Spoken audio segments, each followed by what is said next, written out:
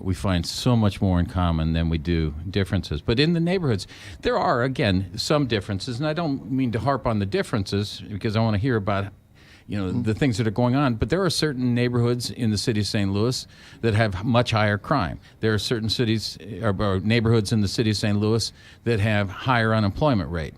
And that creates a different environment for growing up and living. And I think, and you tell me if I'm wrong, that's important to understand, so that because we're all neighbors, and you have to understand that. It comes from the disinvestment. I mean, the difference between some neighborhoods, which we find out when we're talking to members of our organization and when we're visiting neighborhoods, people are really saying, listen, Kevin, if we could get some of the same investments that the Central West End gets, if we could get that in our neighborhood in College Hills, or if we could get that in our neighborhood in Bevo Mills, then our neighborhood would be better. One of the things that we come to find out is when you're listening to Channel 2, when you're listening to Channel 4, when you're listening to Channel 5, it's gloom and doom, it's crime, and people need to understand that crime and gloom and doom and things like that is not just in the North City, okay? It's so when people had an opportunity to visit some of these neighborhoods in the North City, come to find out, they're saying, these are some real nice people. We just got some bad guys and bad girls that are making some wrong decisions in some of these instances. It's not North City's the bad place.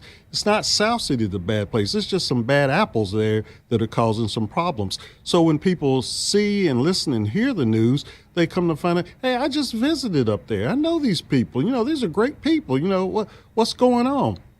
So it was an opportunity to change some perceptions of the gloom and doom and the negativity, but that all is a precursor of not having the investment that other parts of the city have in place now. Right.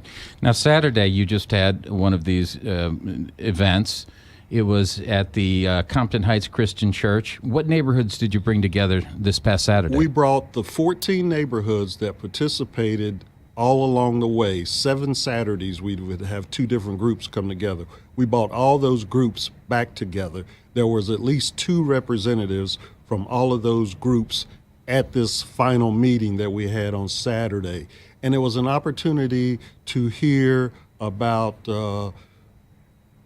doing budgeting, doing planning through a racial equity lens.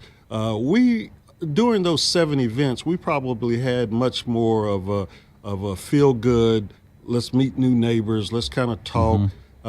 Saturday was a little bit more intense from the standpoint of, now that you know these neighborhoods, let's explain to you how these neighborhoods got to be like they are, and let's start looking to improve and allocate and spend money through a racial equity lens. Let's be fair and equitable about how we allocate our dollars in St. Louis and why your community's not getting what it should be getting. So it was an opportunity for some neighborhoods to maybe not feel real good because it wasn't touchy-feely, hands-on. It was more, we're going to get to the brass tacks now. So that's what happened. And I'd like to hear how David felt about it. And that's always the case as you start to get to the point of saying, okay, now what are we going to do about this? Right. And I'm sorry, David. Well, kind of to your point about the differences in the neighborhood, one thing that I enjoyed about Saturday's session, to Kevin's point, it did kind of make you a little uncomfortable having the conversation, but I think it was important to understand how the neighborhoods got to be the way they are.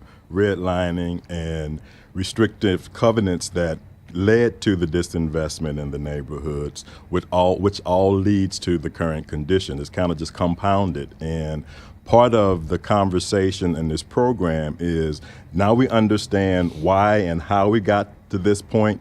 Now let's do something to move it forward and start to change the way we invest in our communities, the way funds are given to the various parts of the community, and start to make it a little more equitable across the city. 15 seconds. How do people get involved?